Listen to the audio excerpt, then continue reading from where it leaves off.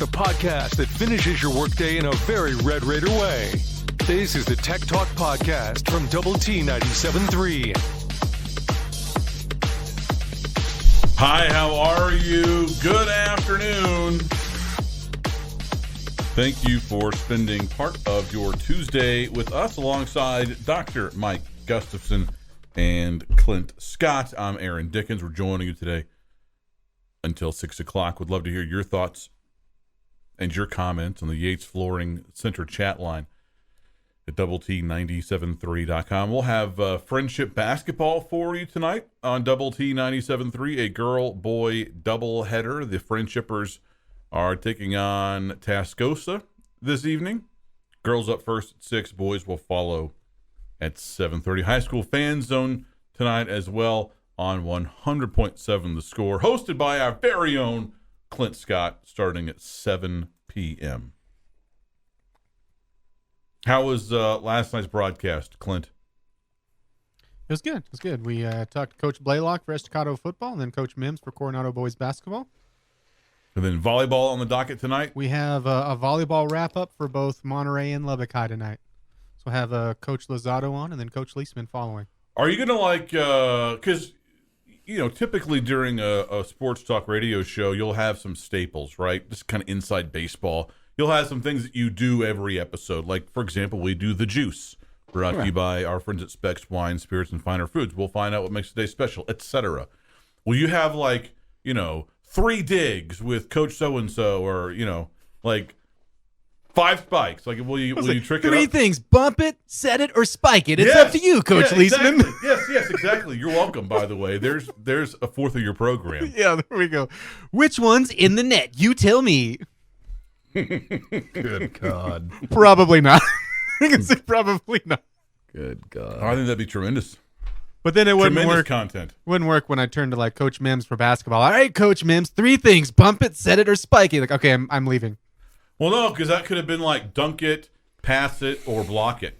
You could do it for every sport, right? Flop, foul, technical. Yeah.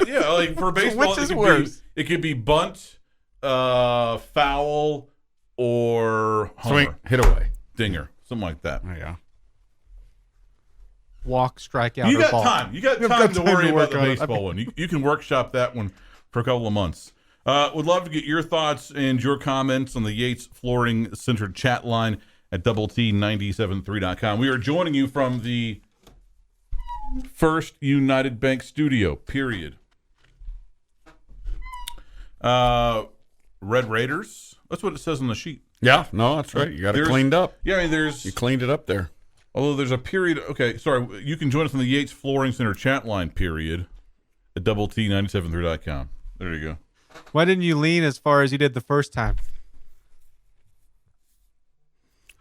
I don't know. Didn't Like feel your like head all the way back to the TV. Well, I just wanted to make sure that I got it correct. Red Raiders victorious Yeah. last night. Hoops took care of big. Got a little challenge there too, which in one respect they were probably glad to get, but in another respect they were probably not happy the way they got it because they got a little sloppy and loose with turnovers again. But I was sitting there with a friend of mine and thought, all right, about 10 minutes left, the crowd got into one of those antsy, loud defense, type chants because you're like, that's a 3-point game or whatever it was, Sure. 2-point game. And I turned to him and I was like, yeah, everybody's awake now. And I meant that as a fans because we the fans have been able to just sort of cope. I mean, the first game was just giddy. Hey, look, we get to do the swag thing, and then we get to do throw the shirts, and all the boxes were checked the first game because we were just giddy and kicking rear end. And by the way, the team whose rear was kicked here on opening night sauntered into Fort Worth and beat the Horned Frogs last night, which was. Well, and Texas Southern beat Arizona State, right? Wow, Over the weekend too. So but anyway, and so I thought, well, there was a test. Now, I thought one of the tweets last night, Noran Sodiase sent one, and he was like, and he specifically referenced, "Oh man, it's about to be hell week," and then Santos Silva replied it, and he was like, "Yep," like the fellas knew, all right, you got your first extended little 3 or 4 day stretch of practice before the toughest games, and it's coming off of 50 something turnovers in 3 games, and so there's plenty to work on. And even though they're 3-0, it sounded like we're about to be some growing up. And this Creighton team's filthy good. Yeah, they're legit. I think the biggest thing from last night for me is not really about anything specific. It's that, and I saw this posted on RedRaidersports.com. Mark Adams is now 21-0 at home. He's won 21 games at home. He has yet to take a loss at home. That's coming at some point, whether it's, this year or whenever. Sure. I mean, no one goes undefeated at home throughout their career. But 21-0, very impressive for a basketball coach. Last night was just the 3rd time in those 21 victories where Tech has only won by single digits. Really? Wow. How about that? That's Not amazing. only have you been undefeated at home, you've largely been pretty dominant at home. The margins have not been super close. The other 2 wins that were by less than 10 points, Kansas State last year and Kansas last year. So, wow, just that's to amazing. kind of put that into perspective of how unusual last night was. You turn the ball over way too much. Just need to be a lot better. But you know what? We kind of knew, right? We kind of knew to expect that with this young, inexperienced team. And now you have a whole week to kind of try to figure things out. Yeah, because that's and I don't, and bad on me for just not paying attention, but I had it in my head that this was a 2-game tournament next week. And then I'm like, it's 3 days. You just pay attention, but I've only been focused on what was in front of me with regard to, we'll play either Louisville or Arkansas. And so that's where my mind was going. Like, no, there's 8 teams over there, and you'll play out 3 days in a row. And so, the challenge next week is real over there. And there's a pretty big gap of time before this thing and after, because and really where it dawned on me last night is, hey, our next game home is Georgetown. I was like, no, isn't there something between Hawaii and Georgetown? Like, no, but they're playing 3 games, so It's very understandable why they want some downtime. The high next week in Maui is going to be 80. Yeah, and the high in Ames dropped to 21 today on my phone. Oof. More Tech Talk next.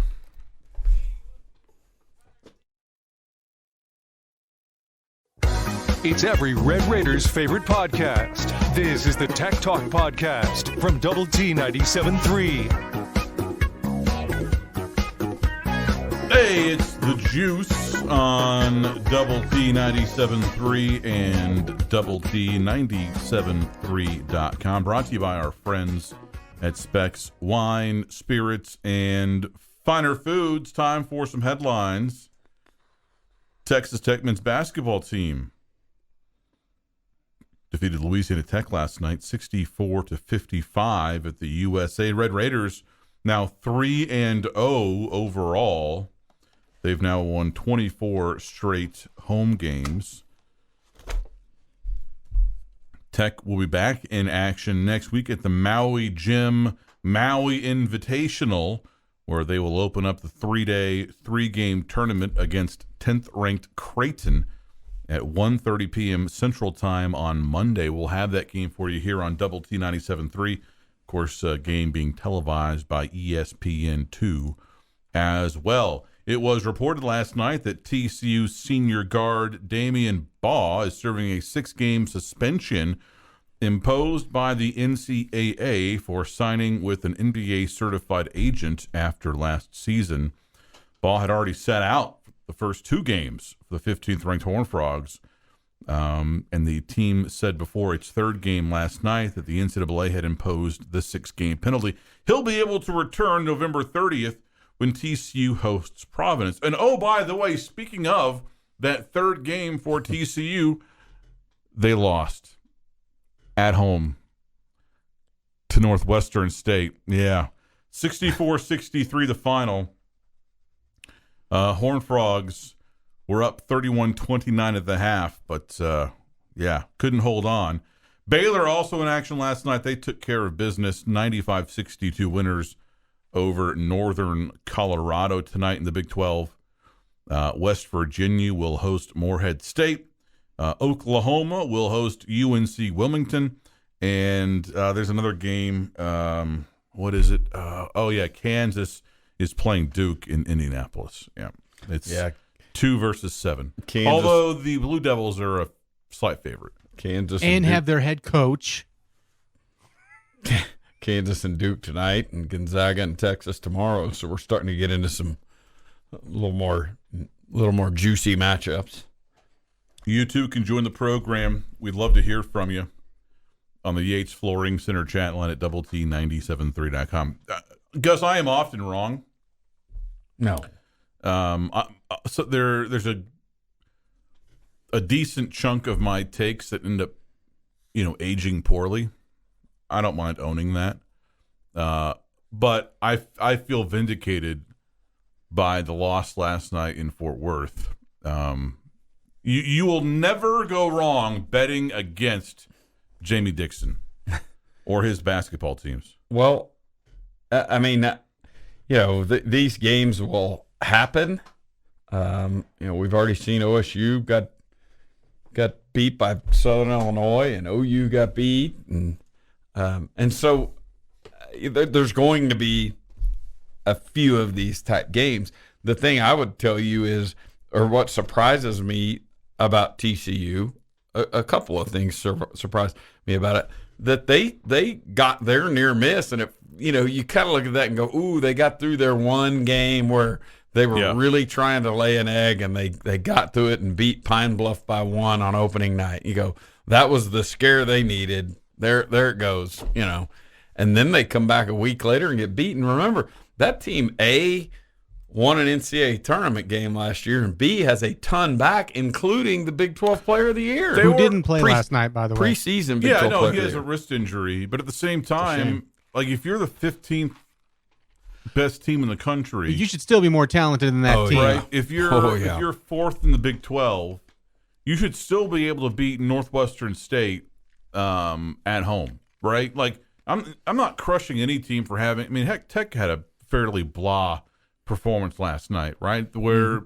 it was maybe a C-, if not maybe a D+. But if you're TCU, if you're ranked 15th in the country, if you're the fourth best team in the conference, if you're returning the bulk of a tournament team, et cetera, you shouldn't lose at home to something called the Demon Deacons, or whatever they are, the Demons or whatever they are. Yeah. Yeah, and again, that's the team Tech beat here a week ago, last night on opening night. Yeah, 100%. So I'm sure the excuses will flow. Oh, sure. Didn't see any Hypno-Toad last night, which was odd. But there you go. Just going to do a little strutting there. When it's like they're going to get a bunch of people in the Big 12, right? When it comes to conference play, or at least you think they'll still get a bunch of wins. But if you didn't know what the game plan should be already, I mean, take out Mike Miles, not physically, but while he's playing healthy, take him out of the game, and their chances are not very good. Yeah, make them play left-handed.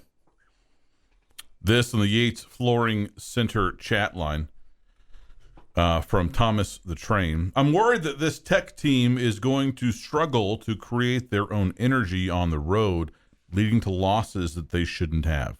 Well, look, I think we have to all be mindful of the fact that you got a head coach that was in the pregame, postgame, after the first game, going, we've all got to be patient. Now, he gets to be less patient because they're probably over there having a salty workout as we speak. But, there's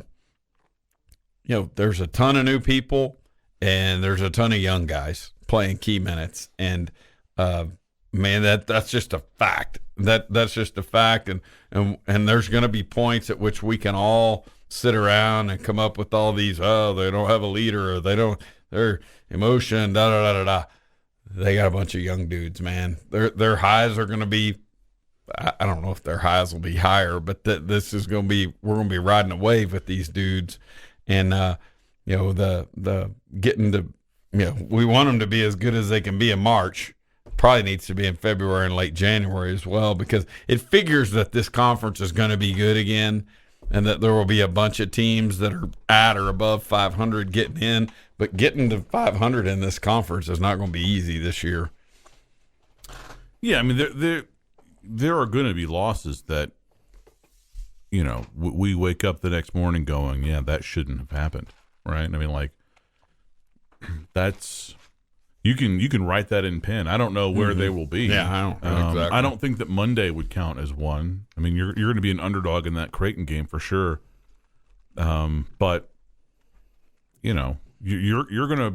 There will be some head scratching, inexplicable, like, what are you doing performances, and that just comes with having a young team, and what you just hope for is that there's a payoff, whether it's at the end of the season or next season or the season after that, because typically when you've had a young team, and you saw this with the Keenan Evans core, you kind of saw this with the John Roberson, Mike Singletary core, although the payoff was not really worth it, but you saw them kind of progress and improve year after year. The difference now is you have the transfer portal, and so there's no guarantee that the freshmen that you invest all these minutes in and all this practice in and all this stuff, all this patience in, that they'll even be with you, 2 years from now. Yeah, that's a great point, and it's the AMAC injury is a big deal, and if that's a January return, that'd be a whole lot better than the February return John Goodman was tweeting about. And that's just, they got a chance to do some special things with two big veteran guys on the court at the same time. But man, more Tech Talk next.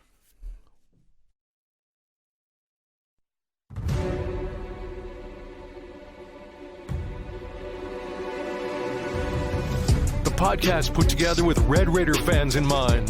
This is the Tech Talk Podcast from Double T 97.3. Hi there. It's Tech Talk on Double T 97.3 and Double T 97.3.com with Gus and Clint. I'm Aaron. We're joining you today from the First United Bank studio. Here with you until 6 o'clock. Would love to get your thoughts and your comments on the Yates Flooring Center chat line at Double T 97.3.com. The rumor mill is working overtime right now in the coaching carousel world, Gus and Clint. Auburn folks excited about the possibility of a Lane Kiffin hire. That's been making the rounds on the plains the last day or so. And then Nebraska folks all worked up over Matt Rule kind of being viewed as the leading candidate. There was a report out today on Twitter by someone who I'd never really heard of. So, again, massive grain of salt, but who said that Rule was actually in Lincoln today. Is it that swimming pool site again? No. I mean, I know what you're talking about. I would guess that you're all for a Matt Rule hire at Nebraska there, Clint. Matt Rule just seems like a really good fit there. When I think of how it would benefit the program and how the coach, I mean, it just seems so smooth. It just makes sense, right? When you look at it, I go Matt Rule to Nebraska, and sometimes things just click, and you go, yeah, that's it. That's the move. Yeah, little obvious there. You don't want your boy Leipold leaving. He would never. You don't think so? And then who would you have Wisconsin hire? I would say just stick with the guy you have. I like what you've seen with the step up from coordinator to head coach. I mean, really? No. I mean, it's looked really, really good. Just seems like a natural fit. You got to work harder than that, Clint. Either that or Brian Harsin. Let's just kind of shuffle everyone around. You're not even trying. Like, you got to make him happy at least. There's a young coach out there. I don't know, maybe like a Jamie Chadwell. Definitely culturally fits when you think I thought he was going to suggest Chris Kleiman, but Wisconsin lost to Iowa over the weekend, 24-10. Yeah, there's a lot of people that lose to Iowa. That's something you can look past. That's not great. Keep your chin up. Would anybody be excited about Matt Campbell right now? Like, has his stock fallen to the point where there would be a like Matt Wells-esque reaction from a fan base if he was hired there? Could be. I mean, yeah.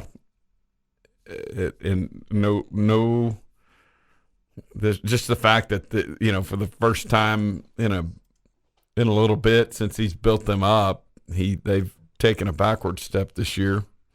I bet you that's a pretty good analogy. It might be a Matt Wells-esque response from the fan base. Because and the funny thing about, I agree with you. I think that the shine has come off quite a bit, but like the selling point for Campbell was always that he made chicken salad out of chicken wings, right? You know, and the implication there, and really not even that quiet, is that Iowa State is a bottom feeder historically in terms of football and pecking order and all this stuff. And his success there is so outside of their norm that it warrants this kind of miracle worker persona reputation. And so if you're approaching Matt Campbell as a coaching candidate from that perspective, then I don't know that you can ding him too much for not being able to keep a miracle going for 5 straight, years. You know what I'm saying? Now, there's nothing rational about any of this. I mean, sure. So, I mean, but it just kind of seems a little bit, I don't know, weird for him to go from hot stuff, number one. It'd be a major coup for any program to land him to just like, oh my gosh, this guy's terrible. Yeah, and it makes me think that if he, if they have a little bounce back next year, and it had to be a dramatic bounce back, but if they bounce back to a 7-5 next year, then that could just be viewed as a blip, and this time next year he could probably regain some status on the whatever we call it, the hot. I don't want to start to say the hot seat, but being back at the top of the list. I mean, there was a time where he was, he was the next guy at Ohio State, or maybe Notre Dame. I mean, he was write his own ticket. Yeah, and it's probably like a lot of things. The truth is somewhere in the middle, right? He's not as bad as they think he is this year, and he's, and I guess I'm about to get I'm about to get my season full of exposure to them on Saturday night, but they're still playing defense at a high level. I mean, obviously the offense has been a problem this year, but that's depending on. I mean, and I would think that just like his status at a place like Nebraska or Wisconsin would be, he there may be a better fit there than him jumping all the way to the Ohio State, Notre Dame type thing. What he's done at Iowa State may translate better at a place like Madison. Because there's a Rich Rodriguez kind of lesson to learn too, right? And heck, maybe a Billy Gillispie lesson to learn in that sometimes maybe you are better off, better suited, a better fit for the middle tier programs than you are in the brightest of lights, right? At the premier blue blood types. I mean, because Gillespie was, awesome at A&M. Yeah. I mean, he was like, if people don't remember that, he was what Beard was here, right? Before he turned traitor. Like, he walked on water. He could do whatever he wanted, and then he goes to Kentucky and it's just a complete dumpster fire. And And that right there tells you maybe all you need to know about it. I mean, like, he was coaching at Texas A&M and rose to the level of Kentucky going, hey, look at that over there. I mean, and those A&M teams, I just remember them playing insanely hard. Mm-hmm. Like, they got after it. And so they were buying in. Now, were they buying into a couple of seniors or, things just worked in a perfect way, and maybe he was, wrecked in a big way from the experience at Kentucky. But I remember being excited about the hire here, based purely on Sure. I that was as universally beloved a hire here as any that I can remember. And I remember the McGuire one comes close. I remember thinking, and I don't know if I used this verbiage, but maybe I did by the time this happened. But I remember thinking, in essence, we got our Nick Saban in the sense that he was rolling along at a rival school, got the call up to the big leagues. For Right. Saban, it was the Dolphins, NFL. sure. For Gillespie, it's Kentucky. But then we're going to get him. Rival school. We basically took him from the rival school 2 years later, and what he did transfer so well here. And he He had a lot of other stuff going on. He won one Big 12 game. Golly. More Tech Talk next.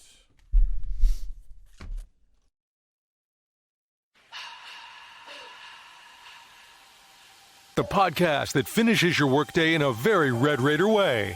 This is the Tech Talk Podcast from Double T 97.3.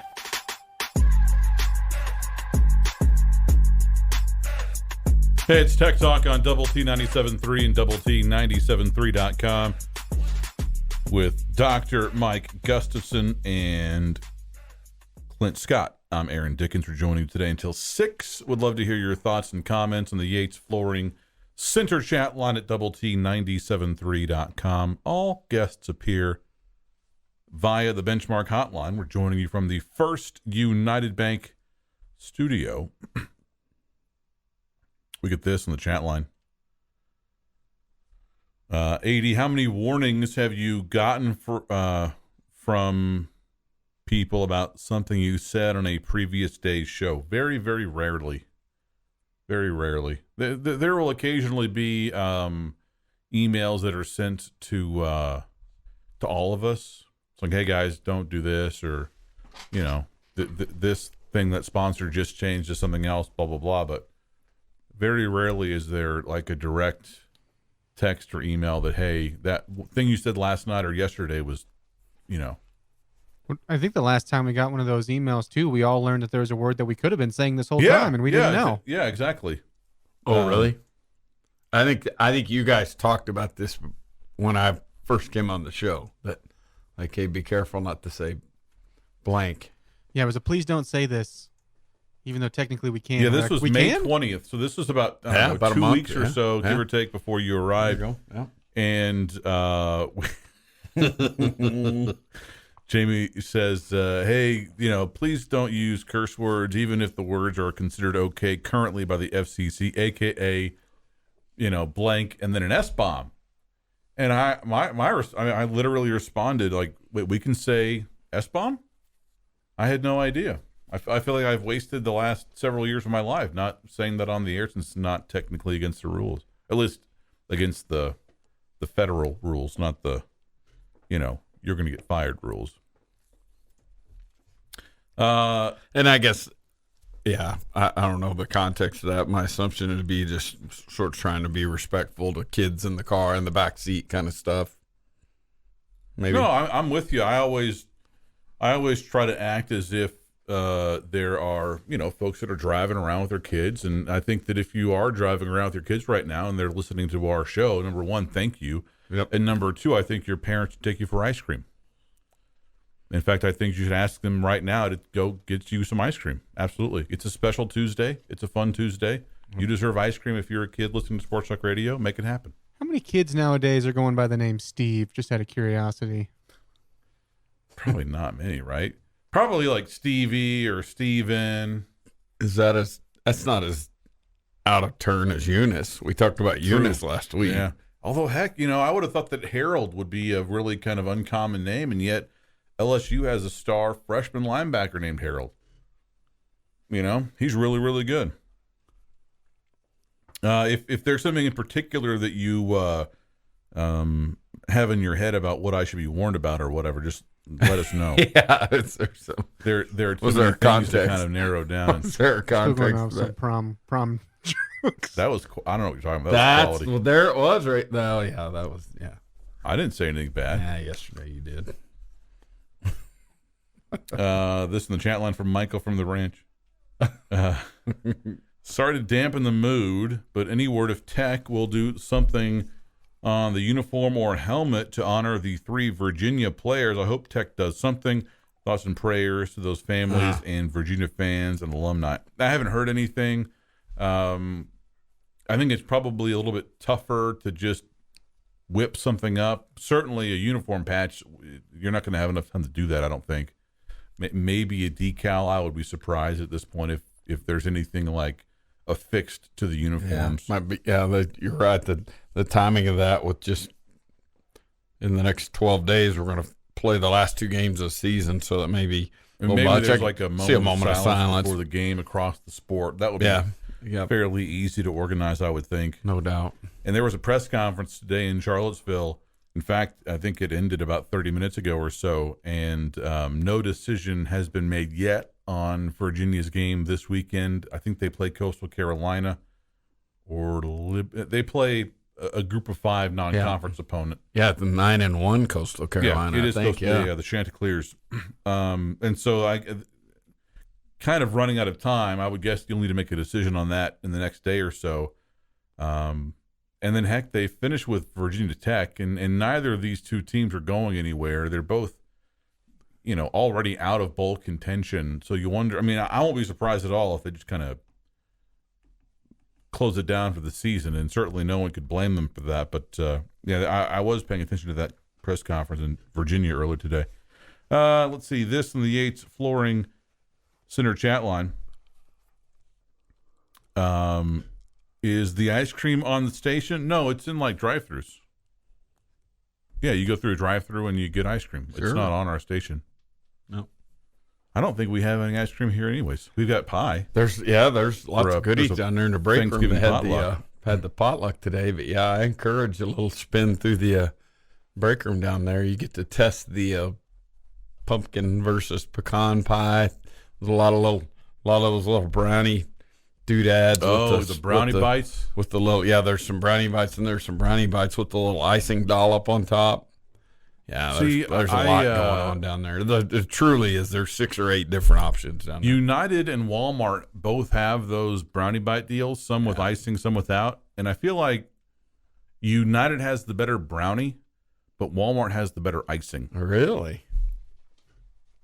Kind of out on icing in general for the brownie. I'd rather just have the brownie.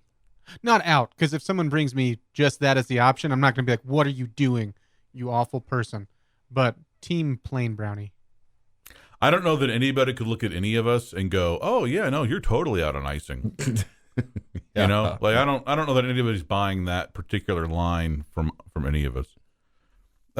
This in the Yates Flooring Center chat line. The Flab triplets over here. From Tyler. Is that our band name, the Flab triplets? The Flablets? Aaron and the Flablets. From Tyler, bro, is LSU's linebacker heralded? No, his name is Harold. Wow. That's a fantastic pun, though. Yeah, Harold Perkins. He's a really good player, too. Should be like the lead singer for the Four Tops with a name like that. Think so? Yeah. Or the Flablets.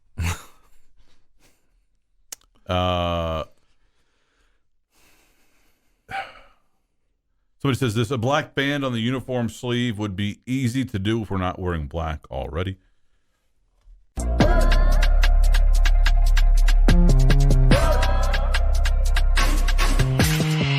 The podcast put together with Red Raider fans in mind. This is the Tech Talk Podcast from Double T 97.3. What do you reckon Jimbo's dad would do to him when he lost 6 games in a row? If you get slapped upside the head for lying or cheating, all right, that's fine. What's the consequence for dropping 6 games in a row? Was there one? It's Tech Talk on Double T 97.3 and Double T 97.3.com with Gus and Clint. I'm Aaron. We're joining you from the First United Bank studio. Would love to hear your thoughts and comments on the Yates Flooring Center chat line at Double T 97.3.com. The college football playoff rankings will be updated tonight. Meaningless theater. The final ranking is the only one that matters, but still will give us a kind of a peek into the heads of the playoff committee. You would think, Gus, with 4 undefeated teams left in college football, this should be fairly easy. Yeah. And in some order, Georgia, Ohio State, Michigan, and TCU. I don't know that anything has happened over the last week that would cause one of those teams to be supplanted. That was the top 4 in last week's playoff rankings. It was Georgia, Ohio State, Michigan, TCU. Maybe TCU has done enough with its victory in Austin to maybe jump Michigan for that third spot. I don't know. Yeah, it's not super important, really. Well, I mean, not in terms of this week. I think in the final analysis, you'd rather be third than fourth. Oh, certainly. Yeah, I was putting it in this context right now. Because we know that one of Ohio State and Michigan's losing a game. Sure. They haven't played yet. They'll play each other here in a couple of weeks. And Michigan has the odd opportunity, and I'm saying odd with a dose of sarcasm, but to play a ranked opponent this weekend, to play someone that beating might garner them a little bit of respect. I mean, now, I'm not suggesting that Illinois is going to have us all turn our heads, but if they go out and kick Illinois' tail, that would be a bit of an attention grabber relative to what they've dealt with, because you've been pretty what's the word? Sure, I've been down on their resume. Yeah, on their schedule and all that, and just because so much of the Big Ten's just been a big old meh. But Illinois is one of the very few pleasant surprises in that conference, and that's who Michigan plays this weekend. Granted, I think if you're Michigan, you would have hoped that Illinois would have won last weekend. Yeah, sure. Dropped 2 games in a row, because they went over a 9-1 Illinois team will look a lot better than a win over a 7-3 Illinois team. But your point is certainly good here, because up until this weekend, they've only played and beat one team ranked currently in the playoff rankings, and that's Penn State. Penn State's ranked 14th, and the Buckeyes played them as well. Granted, the Michigan Wolverines had a better win, a more convincing win over the Nittany Lions. That Notre Dame win has kind of begun to sneak back into the check mark, the column for the Buckeyes. As you know, in October, the Irish were thought to be kind of just very, very bad. They lose to Marshall, etc. But they've kind of climbed their way back in. They were ranked in the poll last week. They were 20th, 6-3. And so that win kind of looks better and better as the season progresses for Ohio State. They play Maryland this weekend. You're not going to get any kind of bump out of playing the Terrapins, but we'll see. I don't. If both teams win this weekend, if Michigan beats, let's say they beat Illinois by 10 points, right? Yeah, Illinois, and that game's at home. Let's call it 14. 2 touchdowns. Yep. You jumping the Wolverines over the Buckeyes? Oh, I doubt it. I don't know. I doubt it. I don't know what that number would be. The number might be more of a combination of the two. If Ohio State squeaks by Maryland and Michigan boat races Illinois, then maybe that would be the point at which I would go, maybe they are better. But again, I wouldn't be super antsy about it sitting in that room knowing that we're going to get some clarity on that. I saw a message board guy, that one Twitter following saying, hey, Tennessee lost that game to Georgia on purpose because now they don't have to play the SEC championship game and they can sit back and watch everyone else destroy each other and sneak into the NCAA tournament. Now, bear in mind that was message board guy. I mean, it's where they take the worst of the message boards and make it into a Twitter thing. But, it is where we get back into that conversation about being rewarded for not playing in a conference game is a bit of a conference championship game is a bit of a problem, and it doesn't speak well for the system. Well, and it's better with 12 teams than it is with 4.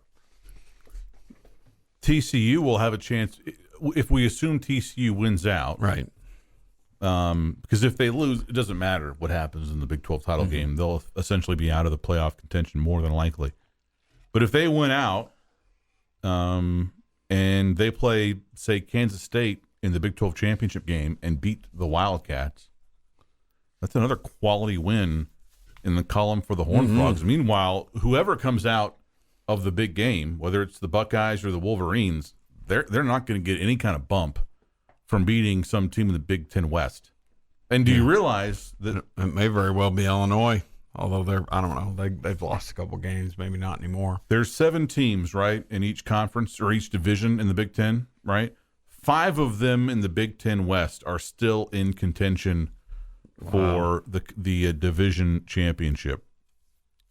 Purdue needs to win out and needs Iowa to lose a game. Illinois needs to, and this is assuming that they lose to Michigan, they need to beat Northwestern, they need a Purdue loss, they need a Minnesota loss, and an Iowa loss. Iowa needs to win out. They need a lot of help. Minnesota needs to win out, and they need a Purdue loss. And Wisconsin needs to win out and, a little bit of help too. No team in that division controls its own destiny at this moment right now. Wow. And it could be 5 teams. And none of those 5 teams will help the Buckeyes or the Wolverines at all. Not one bit. This on the Yates Flooring Center chat line. Why is Michigan getting this hate and Ohio State is not? Neither have played a great team yet. I think, Ohio State has played better teams than Michigan has, and B, it's not really just hate. I don't buy their resume compared to Georgia, Ohio State, or TCU. And I think and maybe the Ohio State's just boat raced teams in a way that Michigan hasn't, and Ohio State, I don't know. So there's probably some style points that go along with Ohio State, but the great thing is those two playing each other. I mean, in terms of getting clarity on it, but it was one of those two teams, and I assume the loser of that game. I don't know. Is the loser of that game going to be rewarded by not having to play in a conference championship? And it gets back to maybe the Tennessee scenario. Man, I want to have a hard time if one of those Big Ten teams makes it in with a loss, As opposed to Tennessee? I get it. I get what you're saying, but yeah, I wish there was a way that, because like with Michigan, right? And people will think that I'm hating, but I just don't think that you can reward a team, no matter the logo on the helmet, for a non-conference schedule of Colorado State, Hawaii, and UConn. Yeah. And I'm not. I can't argue with it. It's where I'm not a fan of a team being rewarded for not playing in their conference championship game. If TCU loses their conference championship game and they've got a loss, do they immediately slip below one-loss Tennessee and one-loss loser of Ohio State, Michigan, because they played the extra game? And this is the this is sort of that conversation that always comes up this time of year. We could just plug in different years and different names, but I'm, it's where I wish the playoffs started with the conference championship games. You've been listening to the Tech Talk podcast from Double T 97.3. Check out Double T973.com for more from Lubbock Sports Station.